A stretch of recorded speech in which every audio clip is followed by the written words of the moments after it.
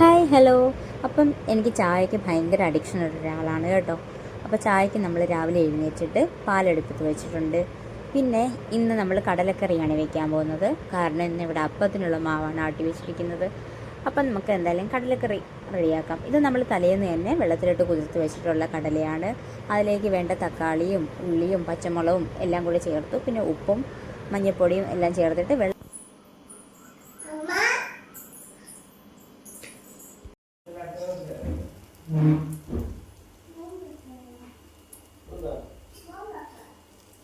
വെള്ളവും ചേർത്തിട്ട് നമ്മുടെ കുക്കറിൻ്റെ വിസിലടിയും കാത്ത് വെയിറ്റ് ചെയ്ത് ഇവിടെ നിൽക്കുകയാണേ. ആ സമയം കൊണ്ട് തന്നെ ഞാനിവിടെ അപ്പം ചുട്ടെടുക്കുകയാണ്. ഞാൻ പ്രയോഗിക്കുന്ന ടെക്നിക്ക് എന്താണെന്നറിയാവോ? അടുപ്പൊടിയെ സമ്മതിക്കത്തില്ല. ഓരോന്നോരോന്നോരോന്ന് കയറ്റിക്കൊണ്ടേ ഇരിക്കുമ്പോൾ പെട്ടെന്ന് നമ്മുടെ ജോലി കഴിയും. ഞാനിവിടെ കയറുമ്പോഴത്തേക്ക് സത്യം പറഞ്ഞാൽ 7:30 ജോലി കഴിയാറുണ്ട് കേട്ടോ. എനിക്കിഷ്ടമുള്ള പണിയല്ല ഇങ്ങനെ അടുക്കളയിൽ നിന്ന് ഇറങ്ങുന്നത്. പക്ഷേ ഒരു പണി മാത്രം എനിക്കിവിടെ കിട്ടിയിട്ടുണ്ട്. ആ യൂട്യൂബിൽ കണ്ട സംഭവമില്ലേ, സ്പൂൺ ഇട്ടാൽ പുറത്തേക്ക് വരില്ല, അത് വെറുതെ കേട്ടോ. എനിക്കങ്ങനെയാണ് തോന്നിയത്. ഇത് കണ്ടോ, കുക്കറിന് പുറത്ത് എല്ലാം ചീറ്റി വന്നിട്ടുണ്ട്.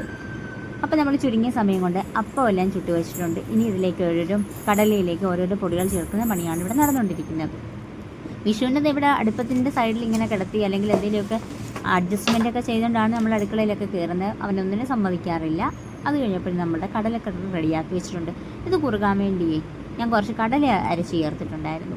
പിന്നെ ഇത് വിഷുവിന് അംഗൻവാടി പോകുന്നതിൻ്റെ സ്നാക്സും ഒക്കെ എടുത്ത് വെക്കുമായിരുന്നു കേട്ടോ. ബിസ്ക്കറ്റും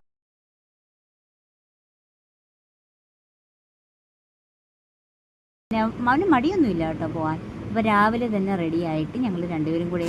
അപ്പോൾ ഇന്ന് എനിക്ക് ക്ലാസ് ഇല്ലാഞ്ഞുകൊണ്ട് ഞാനാക്കിയാൽ മതി എന്നും പറഞ്ഞിട്ട് ഇന്ന് ഞാനാണ് അറിയുന്നത്. അപ്പോൾ പുള്ളിക്കാരന് നന്നായിട്ട് വഴിയൊക്കെ അറിയാം. ഞങ്ങളുടെ തൊട്ടടുത്ത് കാണുന്ന വീടിൻ്റെ ബാക്കിലായിട്ടാണ് അംഗൻവാടി.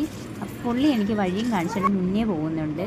പോകുന്ന വഴിക്ക് ഉറുമ്പ് കടിക്കുകയോ അങ്ങനെ എന്തൊക്കെയോ ഇങ്ങനെ സംസാരിച്ചാണ് പോകുന്നത്. അപ്പം ഞാൻ പറയുന്നുണ്ട് എനിക്ക് വഴി അറിയില്ല എന്നും.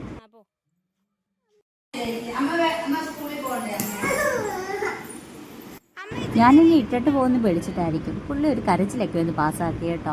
അത് കഴിഞ്ഞപ്പോൾ പിന്നെ ആൾ നല്ല ആക്റ്റീവായിരുന്നു. വിഷുവിൻ്റെ ഫ്രണ്ട്സൊക്കെ വരുന്നേ ഉള്ളായിരുന്നു കേട്ടോ. അവൻ ചെന്നപ്പോൾ ഒരു കൂട്ടുകാരി മാത്രമായിരുന്നു ഉണ്ടായിരുന്നത്. അതിനുശേഷമാണ് കുഞ്ഞുങ്ങളൊക്കെ വരാൻ തുടങ്ങിയത്. അപ്പം നേരെ ഓടിച്ചെന്ന് അടുക്കളയിൽ ഒരു ഗോഡൗൺ ഉണ്ട് കേട്ടോ അവർക്ക്. അപ്പം അവിടെയായിരുന്നു ഈ സൈക്കിൾ ഇരുന്നത്. അത് പൊക്കിക്കൊണ്ട് വന്ന് സൈക്കിളുമായിട്ടുള്ള അംഗമായിരുന്നു. തിരികെ എന്നെ വീട്ടിലേക്ക് വിടാനേ അവൻ ഉച്ചയ്ക്കത്തേക്ക് ചമ്മന്തി വിടുകയെന്നും പറഞ്ഞ് ഞാൻ അവിടെ നിന്ന് ബൈ ബൈ പറഞ്ഞിറങ്ങി. അപ്പോൾ അത്രയേ ഉള്ളൂ. ബൈ.